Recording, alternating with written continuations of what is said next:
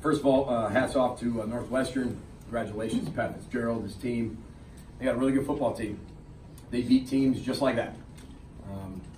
Like Iceman from Top Gun, for all the people who know that's like cool as ice. They don't make any mistakes, never makes a mistake. They didn't make a mistake. They don't give you anything. They make you play a perfect game, and we weren't capable today of playing a perfect game. We didn't. There's some incredible individual performances. Blake Cashman set a tackle record at the University of Minnesota with 20 tackles. It's a perfect opportunity for him to go off on a high note here, just individually at TCF Bank Stadium in his last game.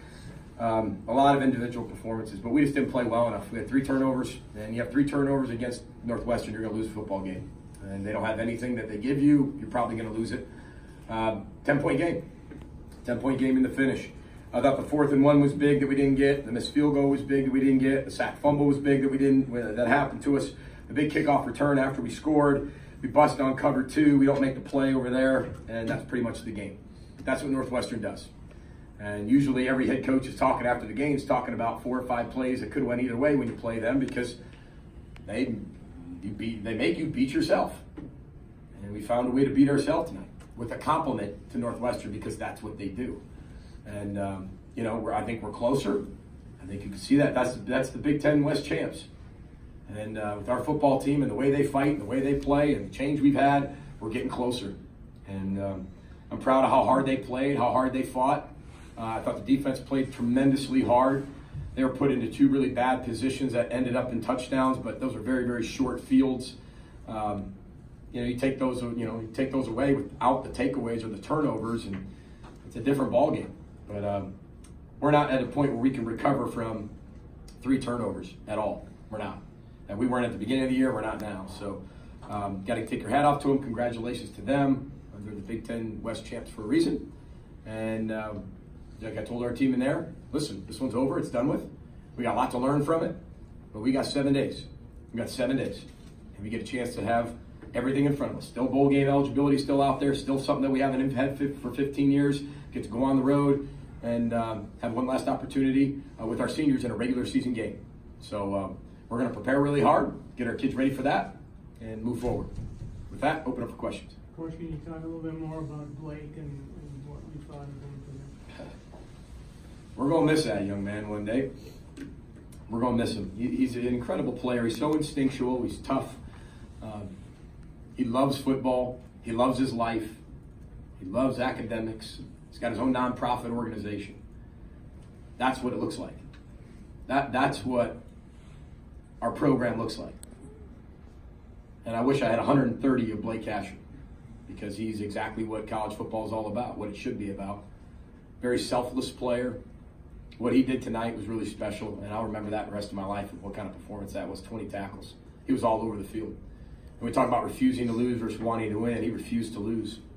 And all of our young players on our football team can learn a lot from how he played. And they're all going to watch how he played. I'm going to make sure the offense watches all 20 tackles. For all those young guys to be able to watch, this is how hard that guy played in his final game. This is what it should look like every game. And I thought, he played incredibly. He played incredible. He did. He played like he's capable of playing all the time. That's why he's going to be a National Football League player. Coach, you guys tied the game with 2 minutes left. Did you sense a letdown right away after you guys scored? Not at all. I think they just executed at a high level. They did a nice job on a kickoff return. We missed 1 tackle on that, and then it spits out. And then, like their wideouts do a really nice job of catching in traffic. And we had 2 plays where, we don't cover. Not that we don't cover our guys, we just don't cover them well enough. And they execute. Next thing you know, they're down inside the green zone, then they score. So there's no letdown. It's just they executed better than we executed. You lose some pretty good seniors, don't you? Yeah, our senior class is really tremendous, and we're excited. We got 1 more game with them. Just how much different of a game would have been, without those 3 turnovers? Well, coulda, woulda, shoulda. I don't know. I can go back and play it. If you guys want to play it again, I'll play it again. Ask Northwestern if they'd like to do it 1 more time. You just never know. I mean, every play tells its own story page to the complete story. Every series is its own chapter, and it writes itself. I never really look at what would have happened if we didn't do that or we did do that. We did do that. Whatever it was, we did do. And that's how the game unfolded. And but if you don't turn the ball over, you have a 78% chance of winning. We turned the ball over 3 times, and they turned it over 0. That would give us basically a 0% chance of winning that football game. And we didn't win the football game. It's been a key statistic the entire year. That 78% statistic, when we win it, 5-0. When we lose it, we're 0-6. It's just the way, and we have to learn how to win games. And I'm not just saying win a few. I'm saying how to win a championship and do that on a consistent basis. That team does that on a consistent basis. How do you think Tanner responded from the 2 early interceptions? I thought he responded really well. I wanted to see him respond. He had no choice. The one is a little bit different. It's a bad throw, bounces off a ton of people. Those are hard to put. Okay, that was a bad read, bad throw.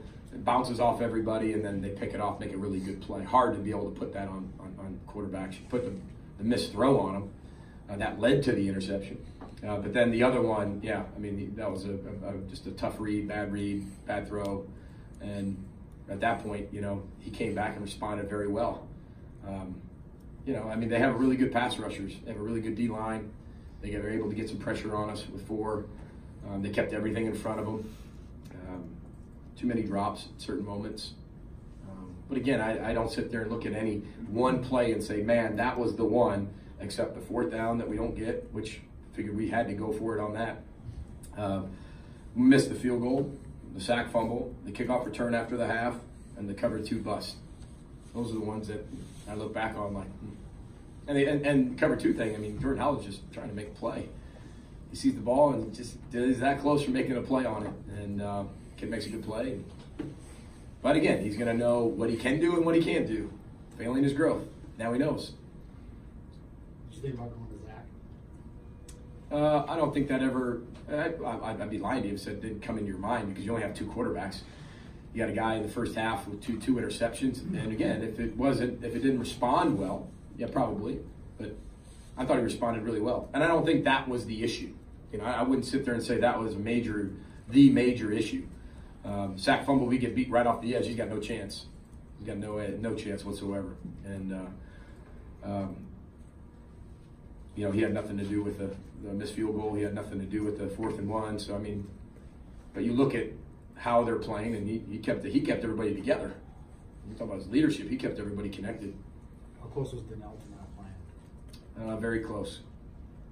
Don't you think you should be very happy with the big improvement after Illinois and play Purdue the way you played and you played Northwestern today? Pretty good. Listen, I feel pretty good because I get to coach this football team. That's why I feel pretty good. I get to be able to help them respond to it and help them come back tomorrow and handle the adversity. And I'm really excited I get to lead the team to show them how to do that. But I'm not into all the comparisons. There are no moral victories. We're not here for that. We're here to be able to be a championship culture and a championship winning football team. And we're not at that stage yet. The culture's being built, yes, but we're not at that stage yet. We're getting closer. And that team that just won the championship out there, we were close. And we beat ourselves, but they had something to do with that. You talked about Blake Cashman's individual performance. Tyler Johnson's had a good individual season. But through 11 games, how has he influenced the entire offense? Well, I think he's become, are you talking about Tyler Johnson? Yeah. I think he's become a big-time college football wide receiver, a complete wide receiver. He's able to play outside, inside, his route running, his center of gravity, his blocking, the ability to understand coverage, the ability to catch the ball in traffic, contested in everything, whether you're in routes, escapes, separations. I think he's really been able to play at a high level, and he should have. He worked incredibly hard, and I only expect better things for him to come. And he's been a great example for those young guys. Again, I think you see the difference between a guy who's grown up and some of the young guys who aren't grown up yet. They're getting there, but Tyler's a junior. Tyler's had a lot of experience. He's had 3-4 years in the weight room. These other guys have not yet. So I'm really excited about the future of these young guys. And Tyler's a great example of them, of showing them, hey, listen, perseverance pays off. And last year I thought Tyler was inconsistent at times, but really good in terms of just being a complete wideout. This year, I think he's become a complete wide receiver, a go-to guy, the main attraction. We call him the bell cow. And you need a bell cow on your team, and he's that guy. Now we need the other guys to continue. They have been at times throughout the year, but even that consistency's got to be. And I think we'll have that as time goes on. But time is your enemy. Time is your best friend, but it's also your enemy when you do it the way we're doing it, with as many young players and committing to it. How much has dialing up some pressure packages added another dimension to your defense? Say that again, I'm sorry? How much has dialing up pressure packages kind of added another dimension to your defense? Well, we like to pressure, but when you pressure, you got to be okay on the back end. And I said at the beginning of the year, depending on if we could stay healthy in the secondary, and depending on how many of our young players could help us, not only help us at a high level, would depend on how much we pressure. And that dictates everything. But when we do pressure, we're getting a lot more push than we did in years past. And I think we're year past, or even the beginning of the year. We're getting home. We're creating somebody to get out of the pocket. We're creating a sack fumble. We're creating a sack. We're creating a negative play. And I think we held them to under 100 yards rushing. But again, this is how they win football games. I mean, their total yards was 325. Yards was around 300. Those are two defenses going at it. What offense would turn it over more? We did. Name of the game. Story of the game. On the 4th and 1, you got a shift. Was that supposed to be an unblocked guy, or did he make a play off the edge? Yes and no. Our guy just doesn't see him. It came a little too late, and they got us. Made a great play. We have one more for Coach. Coach, Northwestern has a history of winning consistently in November. How does the program get to that kind of status or level? I mean, you're going to hate my answer. Cultural sustainability. Guy's been there 13, 14 years, and he played there. And he coached for the last coach that was there, Randy Walker, God rest his soul, tremendous football coach. And he got that as a player with Pat Fitzgerald to be able to instill that in. That's how we're going to do it. I mean, I can keep saying it over and over. The teams that win in our league are the teams that have the sustainability over a long period of time. You have to earn that, but they have that over a long period of time. It's against our society. It's against what the immediate gratification. It's against all that. But those are the teams that usually have a ton of success in our league, and it's a credit to them and their vision. And they do it their way, and their way is proven to be the right way. And you got to give them a lot of credit. I've known Pat Fitzgerald for a long time. When I was an assistant coach in Northern Illinois, I asked Pat Fitzgerald to take me out to lunch. He didn't know me from Adam. Took me drove out to Evanston, sat me down for an hour, and taught me how to be a head coach. And that's what he talked about. Most of his talk to me was about Randy Walker, just about what he did as a player, what he instilled in people, and how he was going to set that. We're not going to make excuses anymore. We're going to do this over the long period of time. We're going to do it our way. We're going to do it with our type of kids, and we're not going to compromise that. And everybody who's had success does that. Coach, I apologize. We'll finish with Andy. Coach, I wanted to ask about Terrell Smith. Yeah, he was a little banged up, and we felt like it's hard. A lot of these freshman bodies aren't ready to be able to go through a whole 12-game season of starting, and you start to see a lot of them. I mean, Rashad Bateman had the flu yesterday and today. I mean, it's amazing what he pushed through, and Terrell Smith, same thing, and he had a lower leg injury that played through last week, but you could tell it was hindering him a little bit.